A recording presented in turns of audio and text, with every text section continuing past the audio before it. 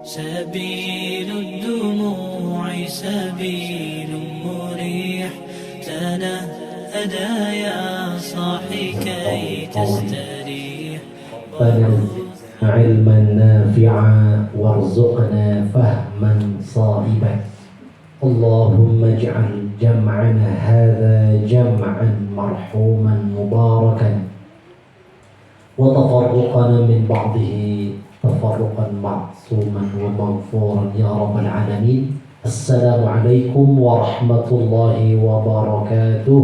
Waalaikumsalam warahmatullahi wabarakatuh. Al-Asatidzah, ibu-ibu yang saya hormati dan Allah muliakan, serta anak-anakku semuanya, santri thalibah pesantren Ibnu Battuta Islamic School. Innal hamdalillah nahmaduhu wa nasta'inuhu wa nastaghfiruhu wa nastahdihi wa natubu ilaihi wa na'udzu billahi min shururi anfusina wa min sayyiati a'malina. Innahu may yahdihillahu fala mudilla lahu wa may yudlil fala hadiya lahu. Ashhadu an la ilaha illallah wahdahu la syarika lah wa ashhadu anna Muhammadan abduhu wa rasuluh. Amma ba'd. Al-Asatidzah, ibu-ibu semuanya yang Allah muliakan, hari ini adalah hari Jumat, bukan hari kiamat, Bu ya. InsyaAllah mudah-mudahan kita diwafatkan sebelum hari kiamat. Mau nggak Bu diwafatin hari kiamat? Mau nggak? Mau? Menyaksikan hari kiamat mau? Kenapa nggak mau Bu? Mengerikan. Oh, ngeri sekali Bu hari kiamat itu. Kita saja melihat tahun 2004 kalau tidak salah ya, Allah Subhanahu wa Ta'ala memberikan ujian yang sangat dahsyat berupa gempa dan juga tsunami di Aceh. Berapa kekuatan gempa waktu itu? 8,9, hampir 9 skala Richter. Masya Allah. Apa yang terjadi? Bangunan-bangunan banyak yang hancur, runtuh. Laut pun ya, laut itu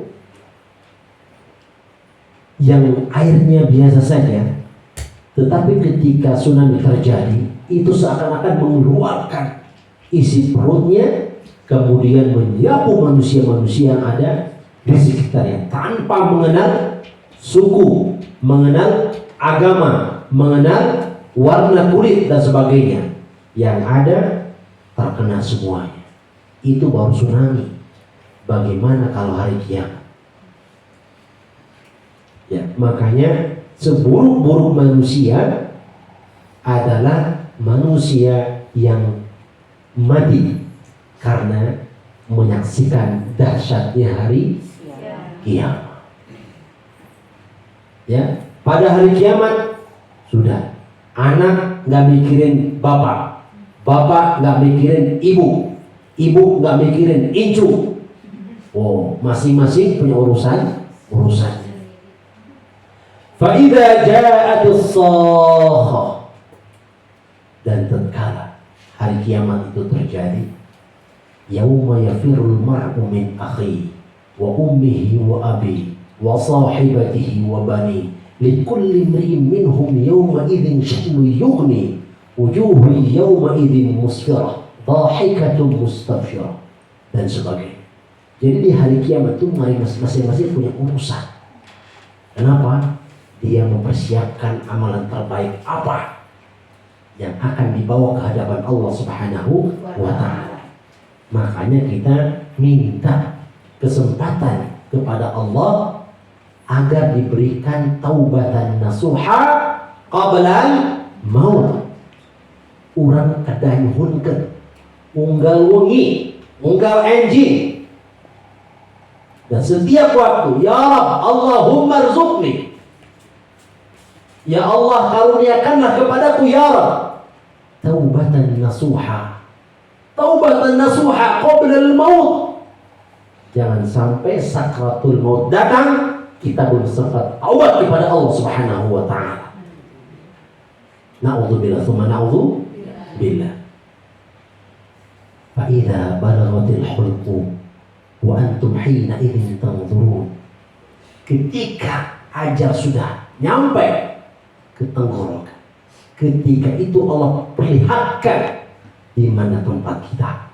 Kalau ahli maksiat, apa yang terpandang di depan wajahnya? Mengerikan. Kalau ahli taat, makanya dia ada si mayit meninggal tersenyum, dinamakan syahid. Makna syahid itu ayat 2. Yang pertama Allah perlihatkan tempat terakhir yang indah, yakni surga. Yang kedua disaksikan oleh para malaikat. Bagaimana untuk mendapatkan mati syahid? Tidak mudah, tetapi bisa digapai oleh setiap manusia yang beriman. Dan inilah cara kita mengisi hidup kita dengan ketaatan. Mudah-mudahan ya, mudah-mudahan Pak Mugi kehadiran ibu-ibu sadaya bagian daripada ketaatan kepada Allah Subhanahu wa taala. Amin ya Rabb. Bahagia ibu, bahagia? Capek itu kan dia? Capek meren. Kan kedah nawarkan ongkosna panagina barang emamna. Waduh, Masya Allah. Bu, surga Firdaus surga paling tinggi, nggak bisa digapai kecuali dengan berkorban untuk ilmu itu, Bu. Berkorban. Aduh, jadwal nonton video, Aduh, jadwal tiktokan, cakap ibu. Bu sok tiktokan, sok. Karena kayak video. Dia ngomong, joget gitu. Awas, hati-hati.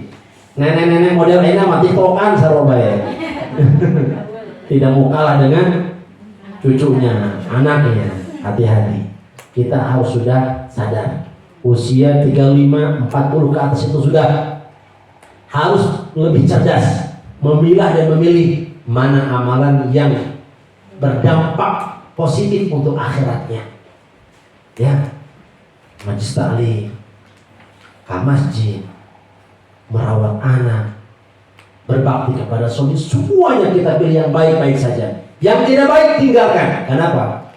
Dampaknya berbahaya.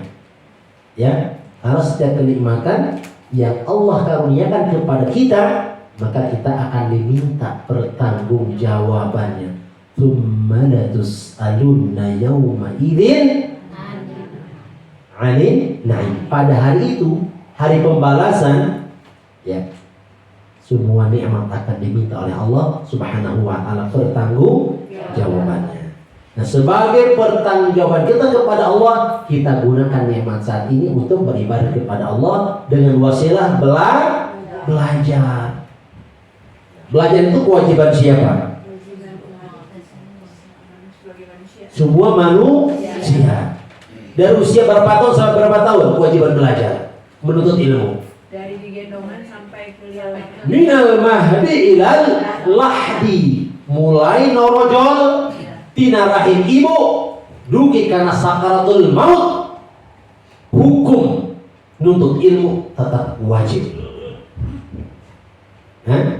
Jadi ada pepatah Arab mengatakan talabul ilmi, bahwa mencari ilmu itu minal mahdi, dimulai dari buayan keluar oa gitu kan, gitu sampai dengan dia masuk ke liang lahat. Bahkan mau masuk liang lahat saya akan ditalkin la ilaha illallah. Anu sok zikir mah biasa itu ya, anu sok zikir mah ke Allah insya Allah biasa ngiringan kalimat tauhid. Tapi lamun lidahnya jarang zikir ke Allah, ditalkin sabara kali itu luar biasa. Kunaon sababna? Karena kehirupna tadi saya jarang digunakan zikir ke Allah Subhanahu wa taala. Tadi mungkin salawatan, masyaallah indah sekali, luar biasa. Usia boleh muda, tapi suara Luar biasa. Masya Allah. Ini kayaknya saya yakin ini waktu masa muda artis semua ini. Hah? Di kamar mandi. Tong ibu. Masya Allah, luar biasa. Jadi menuntut ilmu itu hukumnya apa Bu? Sunnah, wajib, makruh, mubah, haram. Ilmu yang mana yang wajib? Nah, terutama ilmu yang dapat mendekatkan diri kita kepada Allah. Yang menjauhkan diri kepada Allah mah jangan dituntut. Jauhkan diri kita dari hal-hal seperti itu. Ada nggak nyari ilmu tapi jauh dari Allah? Ada nggak? Apa contohnya Ibu? Hah? Ilmu santet, ilmu sihir, ilmu apa lagi? Nah, banyak ilmu-ilmu ya yang secara zahir dia nggak nampak, tetapi secara batin dia terasa. Semakin malas ibadah, semakin sombong, semakin serakah dan sebagainya. Barangkali dia salah dalam menuntut ilmu. Nah, ilmu yang akan kita cari di sini adalah ilmu-ilmu yang bermanfaat untuk agama kita, ya, untuk dunia kita dan juga untuk akhirat kita. Ya. Jadi karena menuntut ilmu itu wajib, maka kita tidak boleh meninggalkannya. Ya, wajib. Orang yang berilmu itu di sisi Allah Subhanahu wa taala memiliki derajat yang begitu mulia. Derajatnya tinggi dibanding orang-orang yang tidak berilmu. Ya, Allah itu benci kepada orang yang bodoh. Orang yang bodoh yang tidak mau belajar. Rajulun la yadri wa la yadri. Ya. Dia sudah tidak berilmu dan tidak mau belajar, tidak mau mencari, tidak mau mendengar. Ini dhalun wa mudhillun, sesat dan menyesatkan. Kita ini semuanya bodoh. Makanya kita belajar. Ya, dan itu lebih baik. Tidak merasa tidak tahu, maka kita cari tahu. Dalilnya apa? Bahwa manusia itu memiliki derajat yang tinggi di sisi Allah. Nah, ada di ayat ini warna merah dalam Al-Mujadilah surat ayat ke-11. Yarfa'illahu alladhina amanu minkum. Apa ayatnya? Ya. Yarfa'illahu alladhina amanu minkum walladhina utul ilma darajat. Allah Subhanahu wa taala niscaya akan mengangkat siapa? Golongan pertama yang Allah angkat derajatnya di antara kita. Alladzina amanu. Yang pertama orang-orang yang beriman. Orang-orang yang beriman Allah angkat derajatnya. Ya. Yang kedua, walladzina utul ilma. Itu orang-orang yang Allah berikan ilmu. Artinya antara iman dengan ilmu itu adalah punya ikatan yang sangat erat. Ya, orang beriman saja tanpa ada ilmu, bagaimana dia bisa membuktikan keimanannya? Orang berilmu tapi tidak tanpa ada iman, itu seperti orang buta, punya kaki tapi tidak bisa melihat. Ya, begitu. Maka oleh karena itu antara iman dan ilmu harus kita jaga. Kenapa? Dengan dua ini Allah Subhanahu wa taala akan mengangkat derajat kita. Baik. Ini gambar non Bu? Gambar non kira-kira ya? Hah? Segitiga. Oke. Upami abi mah ningali teh jauh. Asupan. Wah, asupan. Ustaz Ida nggak tahu asupan karena orang Jawa. Kalau saya orang Sunda hafal asupan. Terbuat dari apa tuh? Anyaman? Anyaman bambu. Buat apa bu fungsinya asupan itu? Bikin tumpeng, masak nasi, segala macem. Apa Ustaz Ida asupan bahasa Jawa itu? Sampai lupa. Ya, karena dapat suami orang Sunda makanya lupa Jawa. Nepangkat istri abi bu, nepanggeliskan dia. Aduh, astagfirullah. Cek abi gelis ge. Coba tuh mau komodai. Masya Allah. Kita gambar asupan, leres. Nah, gitu ya. Nah, tujuannya apa? Allah Subhanahu wa Ta'ala itu menciptakan kita, menciptakan manusia. Lalu apa tujuan Allah Subhanahu wa Ta'ala menciptakan kita? Ada tujuan nggak? Contoh, ibu mendamel meja. Pasti satu acara ibu mendamel meja, terus diperhitungkan tujuan kamu nama. Laras tuh? Laras. Nah, Allah menciptakan manusia, jin dan sajabina. Eta ayat tujuannya. Coba angkat kaki, angkat tangan. Sahabat terang tujuan Allah Subhanahu wa Ta'ala menciptakan manusia. Beribadah. Masya Allah 100. Kayak permen tuh. Kayak permen. Senadi siapa nih door prize ini? Allah Subhanahu wa Ta'ala menciptakan jin dan manusia. Salah satu tujuannya adalah lil ibadah, untuk beribadah kepada Allah Subhanahu wa Ta'ala. Itu yang pertama. Al-jinnu wal insu li'ibadatillah. Allah Subhanahu wa Ta'ala menciptakan jin. Percaya ayat jin, Bu? Ayat pernah kasupan jin ayat? Ya. Allah menciptakan jin dan jin dulu atau manusia dulu yang menciptakan? Jin dulu atau manusia dulu? Ayo, PR. Hah? Benar. Nah, al-jinnu minasyayatin. Asyayatin minal jin.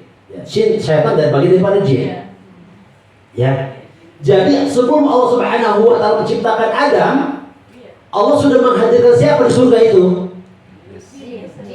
Iblis, jin, para malaikat. Nah, Allah memberikan kabar kepada mereka. Wa qala rabbuka lil malaikati inni ja'ilun fil ardi khalifah. Kemudian setelah itu Allah memberi lagi kepada mereka, nanti tolong sujud kepada Adam, menghormati kehadirannya. Iblis ini sombong. Dia berilmu. Kalau masalah ilmu, iblis berilmu, jin berilmu, syaitan berilmu. Tapi kenapa mereka keluar dari surga Allah? Diusir. Bahkan Allah Subhanahu wa Ta'ala memberikan cap dan stempel kepada iblis itu minal kafirin, bukan karena tidak berilmu, tapi karena sombong. Maka kita berilmu nggak boleh sombong. Nah, Allah Subhanahu wa Ta'ala menciptakan kita, ya, itu untuk beribadah, bukan untuk yang lain. Nah, bagaimana kita beribadah kepada Allah? Caranya apa? Allah utus siapa? Agar kita bisa beribadah kepada Allah, Allah mengutus siapa? Rasul. Nah, Allah mengutus Rasul. Maka syarat diterimanya ibadah kita kepada Allah, bagaimana caranya dan sebagainya, maka wajib mengikuti kanjeng Nabi, kanjeng Rasul. Ya, dalam Al-Quran, qul in kuntum tuhibbunallaha fattabi'uni yuhibbukumullah.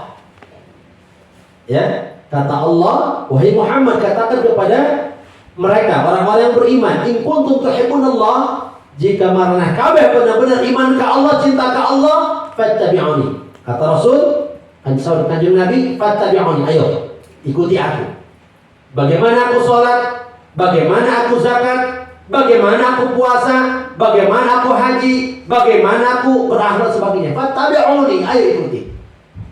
Karena sarana, wasilah, ilmu untuk beribadah ke Allah itu ada pada diri Rasul. Laqad kana lakum fi Rasulillahi uswatun hasanah. Jadi kita tidak bisa beribadah dengan hawa nafsu sorangan. Saya mah anti madhab, anti syafi'i, anti hambali, anti maliki, anti. Saya madhab binafsi, langsung ibadah ke Allah. Itu bisa. Karena Allah itu memerintahkan kita beribadah kepadanya itu harus sesuai dengan yang dikehendakinya. Maka seluruh aturan ibadah itu Allah wahyukan ya kepada siapa?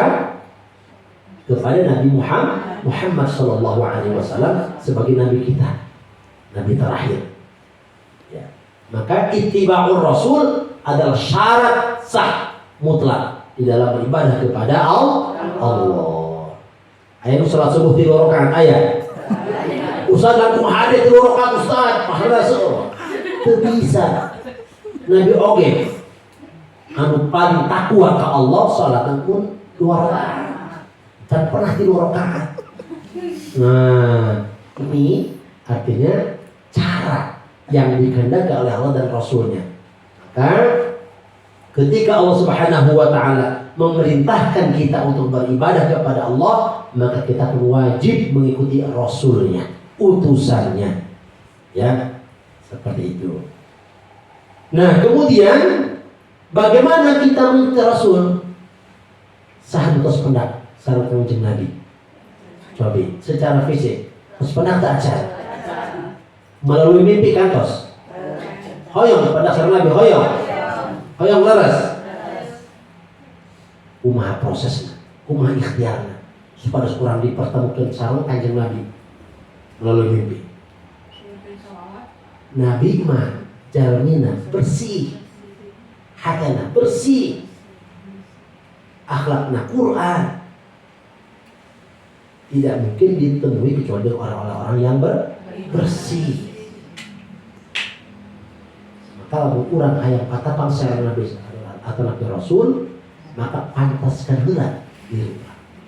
Seueurkeun shalawat, seueurkeun istighfar, nuhunkeun laras ka Gusti Allah, ya Allah. Abdi rindu pisan ka Kanjeng Rasul, ya Allah. Sampai curi. Mudah-mudahan ku Allah dipaparina patapang sareng Nabi Muhammad sallallahu alaihi wasallam.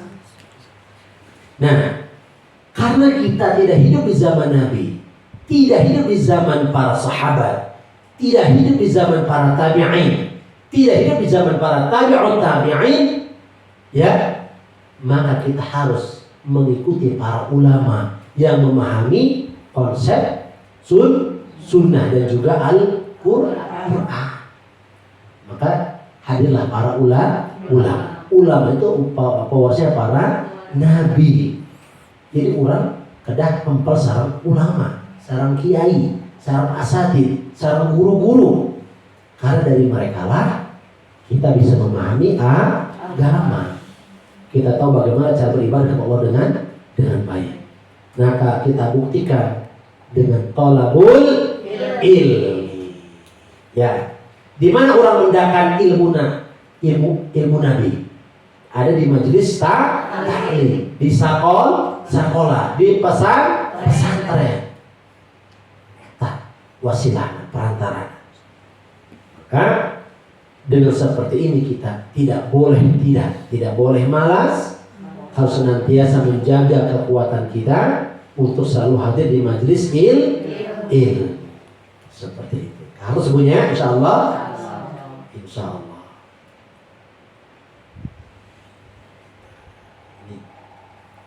Hukum mencari ilmu tadi sudah dikatakan bahwa mencari ilmu itu adalah wajib, apalagi ilmu yang berkaitan ibadah kepada Allah. Dalilnya di mana Ibu? Ayat hadis. Talabul ilmi fariidatun ala kulli muslimin.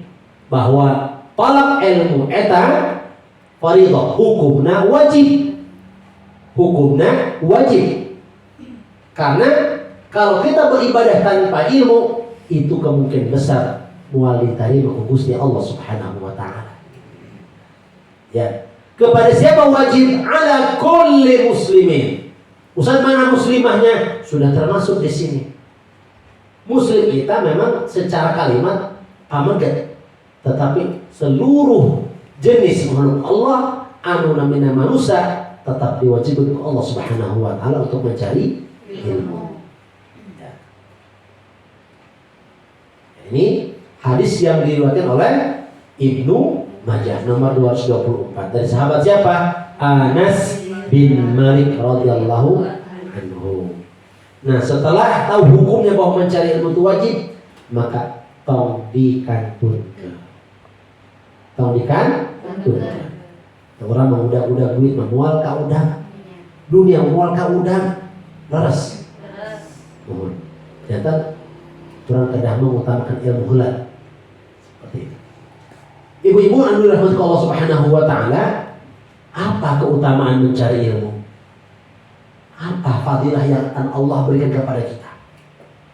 Nah, yang pertama, bahwa mencari ilmu itu adalah jalan menuju surga Allah Subhanahu wa taala. Jadi barang siapa yang ingin dimudahkan jalannya untuk menggapai ridha dan surga Allah, maka Allah telah memberikan caranya. Carilah ilmu. Hadisna kumaha an Abi Hurairah radhiyallahu anhu qala Rasulullah sallallahu alaihi wasallam, man salaka tariqan yaltamisu fihi ilman. Barang siapa yang menempuh tariqan, suatu jalan. Ibu tibu kadi ajaran teu? Kalau suka luhur. Pasti menempuh jalan. Ibu kadi nganggo naon? Nganggo kendaraan, nganggo jalan. Jalan oge. Ditempuh dari rumah ka dieu sabar meter? Aya sakilo? Langkung 2 kilo. Pahala perjalanannya tergantung sejauh mana perjalanannya. Semakin jauh perjalanannya, maka semakin banyak pahalanya. Ya. Jadi barang siapa yang menempuh satu jalan, ya, yaltamisu fihi ilman, kemudian di jalan itu dia mempergunakan waktu untuk mencari ilmu. Apa balasan dari Allah? Sahhalallahu lahu bihi tariqan ilal jannah. Maka Allah Subhanahu wa ta'ala akan memudahkan bagi orang tersebut yang mencari ilmu tadi, apa yang Allah mudahkan? Tariqan, jalan, bihi, dengan mencari ilmu, ilal jannah, menuju surga. Jadi ikhtiar ibu sangat tepat, cerdas. Ya, jadi kalau kita ingin memudahkan menuju surga Allah, salah satu ikhtiar yang paling tepat adalah kita hadir di majelis-majelis ilmu dengan niat karena Allah Subhanahu wa ta'ala. Eta kahiji. Anu kedua, bahwa orang yang mencari ilmu itu adalah sama nilainya dengan orang yang jihad fi sabilillah. Makanya orang yang meninggal dan dia sedang berjihad di jalan Allah, maka mati syahid. Hadisnya jelas. An Anas radhiyallahu taala anhu marfu'an, man kharaja fi talabil ilmi, barang siapa yang keluar dari rumahnya, melangkahkan kakinya, dapat izin dari orang tuanya kalau anak, kalau ibu dapat izin dari suaminya, sekeluarga berangkat semua ke majelis taklim, fi talabil ilmi, dalam rangka untuk mencari ilmu, maka status orang tersebut adalah fisabilillah. Dia sudah mendapatkan kategori fisabilillah. Mujahid. Sampai kapan? Hatta yarji'a, sampai dia kembali lagi pulang. Apakah pulang ke rahmatullah? Atau pulang ke rumah masing-masing? Selama waktu yang digunakan untuk talabul ilmi, maka Allah mencatat pahalanya seperti orang yang berjihad di jalan Allah. Hayang bu? Laras? Masya Allah. Yakin seyakin-yakinnya, sekarang yang hadir bersama kita tidak hanya fisik-fisik manusia, tapi Allah utus para malaikat yang tak terhitung jumlahnya untuk hadir bersama kita. Amin. Wahaffathumul malaika, malaikat menaungi kita. Ya. Itu anu kedua. Dijelaskan makna hadis Mana hadis dari Anas tadi adalah anna man kharaja min baitihi aw baladihi, bahwa saha-saha jalma anak anu keluar di rumahna atau di negarana atau di kampungna bahsan anil ilmi, dengan tujuan atau miladian ilmu, al-ilmu syar'i, ilmu syariat, terutama ilmu agama, ilmu tauhid, ilmu hadis, ilmu fikih, ilmu sirah, fahuwa fi hukmi man kharaja jihad, hukumnya sama dengan orang yang keluar untuk berjihad. Masya Allah, luar biasa. Orang kedah kabita.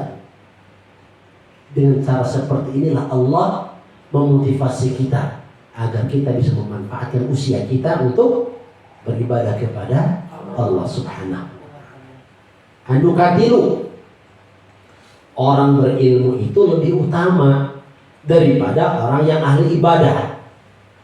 Bukan berarti ahli ibadah salah, tidak. Ya, dia pengen ibadah terus, merasa cukup dengan ilmu. Sudah, saya sudah belajar A, B, C, nggak perlu nyari ilmu. Nah, orang seperti itu tidak lebih mulia dibandingkan orang yang tidak tahu tapi tidak mau belajar. Bu, Abi pernah membaca satu hadis. Rasulullah itu pernah berpesan kepada Abu Dzar. Abu Dzar itu diminta oleh Rasulullah itu mengajarkan ilmu. Kata Rasul kepada Abu Dzar, wahai Abu Dzar, satu ayat yang kau ajarkan kepada manusia, baik dia itu paham atau tidak paham, maka pahalamu, wahai Abu Dzar, lebih baik daripada orang yang melaksanakan 100 rakaat. Bayangkan, ibu pernah kemul 100 rakaat? Pernah enggak? Di Isya ketika subuh 100 rakaat, luar biasa. Kata dia 1 rakaat, terus udah harus, masya Allah. Tetapi ibu dongkapkan dia belajar ilmu, ibu mendapatkan apa? Fadilahnya khairun min mi'ati raq'ati sholatin. Pahalana eta lebih agung, lebih baik dibandingkan orang yang melaksanakan sholat sunnah 100 rakaat. Tetapi Rasul melanjutkan, dan kalau yang kau ajarkan adalah satu bab, ya, dari ilmu tersebut, maka pahalanya khairun min alfi raq'ati sholatin. Tadi sebabnya itu salah air 1000. Dan kurang paham satu bab tentang ilmu. Atau Nabi ibu mengajarkan ya ilmu kabatur, ya, baik paham atau tidak paham, anu diajarnya, ibu mendapatkan pahala lebih baik daripada orang yang melaksanakan 1000 rakaat. Bayangkan. Jadi salah nama mencari ilmu itu adalah cara yang paling cepat untuk meningkatkan pundi-pundi amal soleh. Maka pedah kabita. Di mana mesti mana dia itu doa kali. Sadar orang tos 10. Dia tos 40 tahun, Bu. Ibu menambah 35. Nah, ya. Tapi 40 tahun ini nambah 17.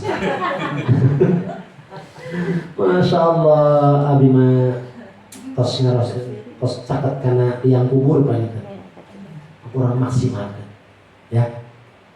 Nah, hadisnya kumaha bahwa orang yang berilmu itu, orang yang mencari ilmu itu lebih utama daripada orang atau ahli ibadah.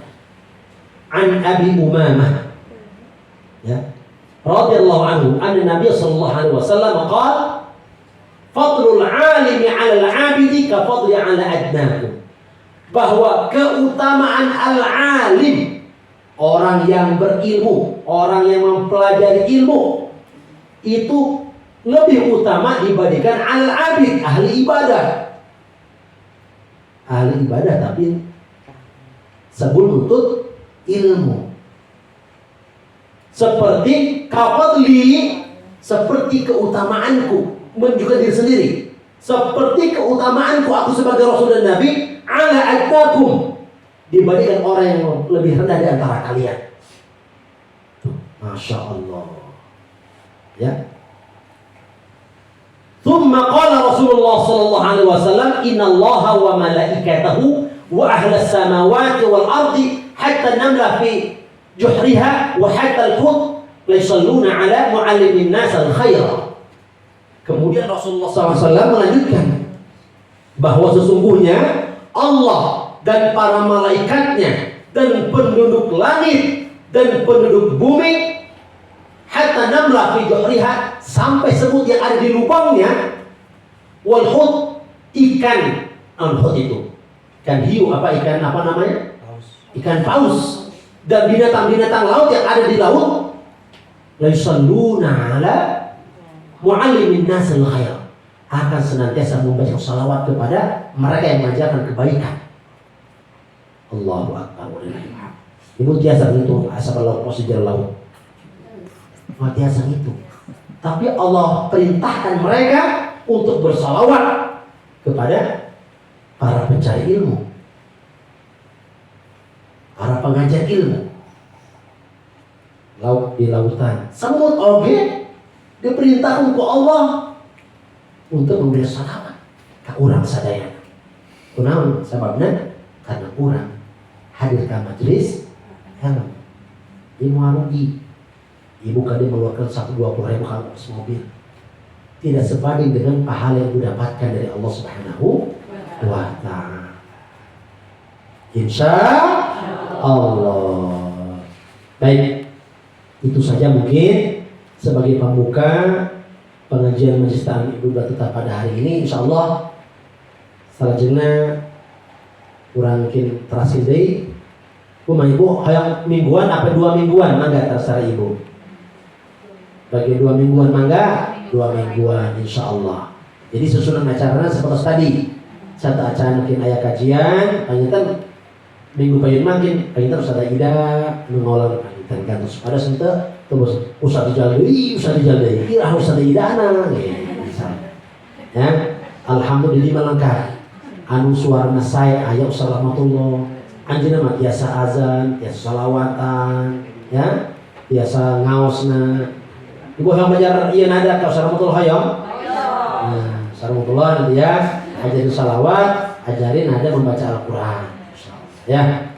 Mudah-mudahan pangaosan dinten ayeuna memberikan ilmu yang bermanfaat serta barokah. Amin. Kaya dihapunten di satu dari kalepatan. Akhirul kalam, wassalamualaikum warahmatullahi wabarakatuh. Waalaikumsalam.